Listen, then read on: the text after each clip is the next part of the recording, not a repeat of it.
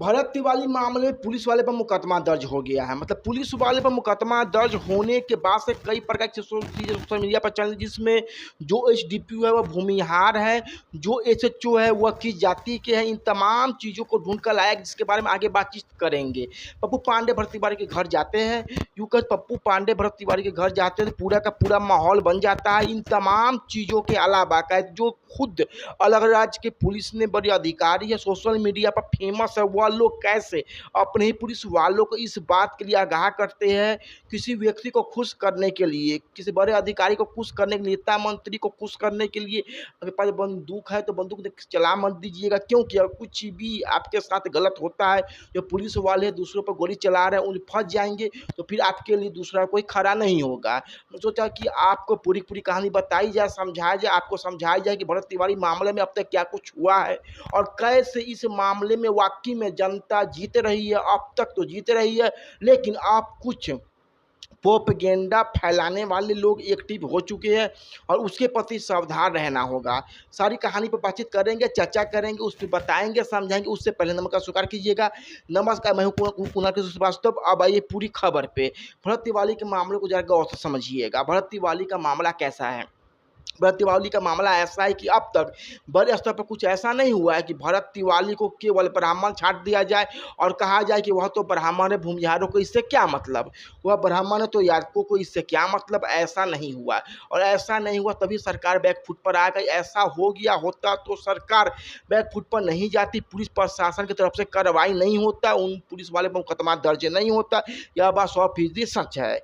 अब आइए दूसरी पहलू पे। हमने क्या देखा कि सोशल मीडिया पर जो एसडीपीओ है, जिनका नाम टाइटल है शर्मा है, मैं नहीं मालूम की जाति क्या है, लेकिन हमने कई जगह पर देखा कि कहा जाए वह भूमिहार जाति ताल्लुक रखते एसडीपीओ, उनको निलंबित किया गया, उनके पर कार्रवाई हो रही, मुकदमा हो गया। दुनियादारी की बात है।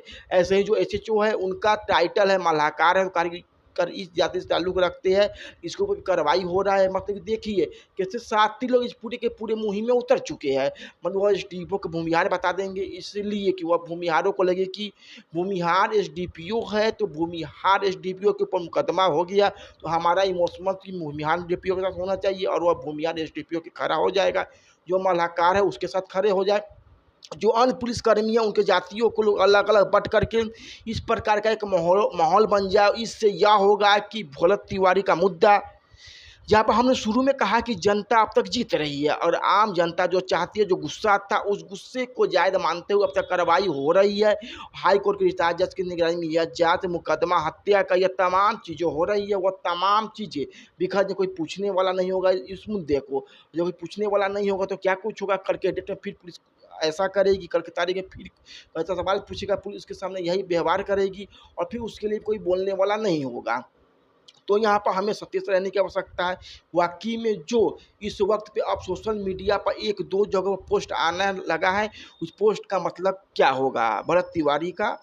हमने समर्थन इसलिए बिल्कुल नहीं किया कि भरत तिवारी पर हम मानते हैं, हम ब्राह्मण है भी नहीं और दूसरे लोग जो ब्राह्मण नहीं है वो भरत तिवारी के लिए बोल रहे हैं तो इसलिए नहीं बोल रहे क्योंकि वो ब्राह्मण है, बल्कि इसलिए बोले कि भरत तिवारी दो वहाँ के पीड़ित थे, जो वहाँ पर दलित लोग थे जिनकी बस्तियाँ कटी, वह उन लोगों के लिए लड़ रहा था, उनके लिए वो हर जगह बोल रहा था। गुस्से में आकर उन्हें बंदूक चलाई, हवाई फायरिंग की और जान किसी निशाना लगा के मार भी नहीं रहा था। उनका प्रयास भी था किसी को मारना, बल्कि वो डर पैदा कर रहा था सबके बीच कि भरत तिवारी को बिना किसी अपराधियों के रिकॉर्ड के सरेंडर करने के बावजूद पुलिस ने उसे खत्म कर दिया। तो इस पर सवाल उठाया जाना जायज़ था, लोगों ने उठाया भी। अब इसमें कई सारे लोग घुर चुके हैं।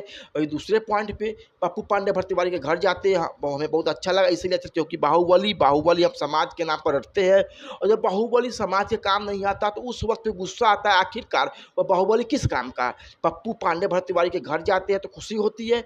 खुशी इस बात की होती कल की तारीख में कुछ और होगा तो हर जिले का, हर क्षेत्र का जो अपना अपना बाहुबली, हर क्षेत्र में अपना अपना बाहुबली चुन रखा है, वह तमाम बाहुबली कम से कम उस पीड़ित के लिए खड़े होंगे। यकीन मानिए कि बिहार में हर जिले का अपना अपना बाहुबली है। हर बाहुबली हर मुद्दे पर इसी प्रकार से सड़क पर उतर जाए। जब पप्पू पांडे भरत तिवारी के घर गए थे तो फिर किस सरकार की हिम्मत है कि वहां पर गोली चल जाए, लाठीचार्ज हो जाए। कोई सरकार ऐसा नहीं करेगी। हाँ, सरकार बैकफुट पर आएगी। जो अगर असल मुद्दा हो तब बाहुबली ऐसा कुछ करेगा तो बाहुबली को कोई क्रिटिसाइज भी नहीं करे, बल्कि बाहुबली के साथ खड़ा होगा। पप्पू पांडे को धन्यवाद करने के लिए हम ये वीडियो बना रहे हैं। पप्पू पांडे वहाँ पे गए। पप्पू पांडे के जाने से परिवर्तन है कि मोरली जो एक सपोर्ट होता है, ऐसा सपोर्ट मिला, ऐसा समर्थन मिला कि लोगों को लगा कि नहीं वाक़ई में हमारे मुहिम का कुछ तो असर हो रहा है। भरत तिवारी के लिए हम जो बोल रहे हैं इसका असर हो रहा है। अब आइए तीसरे और अंतिम पॉइंट पे। मध्य प्रदेश में एक डीएसपी है संतोष पटेल। सोशल मीडिया बड़े वायरल है, लिखते रहते हमेशा पोस्ट वीडियो जो उनके आते रहते, हो सकता है आपने भी देखा होगा। संतोष पटेल आके एक लंबा चौड़ा पोस्ट लिखती है। संतोष पटेल लिखते हैं कि जो पुलिसकर्मी थी बंदूक निकाल कर गोली चला देती है, उनको यह बात समझना होगा। आत्मरक्षा में भी अगर आप गोली चला रहे हैं तो आपको सबूत चाहिए, हाँ आपने आत्मरक्षा में यह किया हुआ। एक लाइन लिखते हैं कि ऊपर वालों को खुश करने के लिए आप कुछ भी ऐसा मत करिए जिस सामने वाला का जीवन तो बर्बाद हो ही, आपकी भी जीवन एकदम बर्बादी के डकार पर चले जाए, क्योंकि आपने भी वर्दी पहनी है। बड़ी मेहनत के बाद वह वर्दी मिला है आपको। उस वर्दी को एक झटके में केवल ऊपर वाला कोई बड़ा अधिकारी कह रहा है, मंत्री कह रहा है, उसके कहने के कारण बर्बाद आप ना कर दिया जाए। कुल मिलाकर पंजाब पुलिस विभाग के जो एसपी रैंक के अधिकारी है, जो पुलिस विभाग के लोगों को ये समझ में आ रहा है वाकई में अब शायद वह पहले वाला वक्त नहीं रह गया कि हमारे मन में जो आएगा वो हम कर देंगे, कोई कुछ नहीं करेगा और जनता एक आदमी क्रोध दिखाएगी फिर गुस्सा करेगी, सब कुछ शांत हो जाएगा। बल्कि सरकार बैकफुट पर आई है, प्रशासन बैकफुट पर आई है। उससे ज़्यादा जरूरी बात ये है और इसीलिए हमने सोचा कि संतोष पटेल ने जो लिखा है अपने सोशल मीडिया पे, जरा वह कहानी आपको बताई जाए, समझाइए। बाकी इस पर क्या सोचते हैं कॉमेंट में बताएंगे, वीडियो को शेयर कर देंगे। बाकी भरत तिवारी के ऊपर क्या कुछ होगा ये हम नहीं जानते हैं।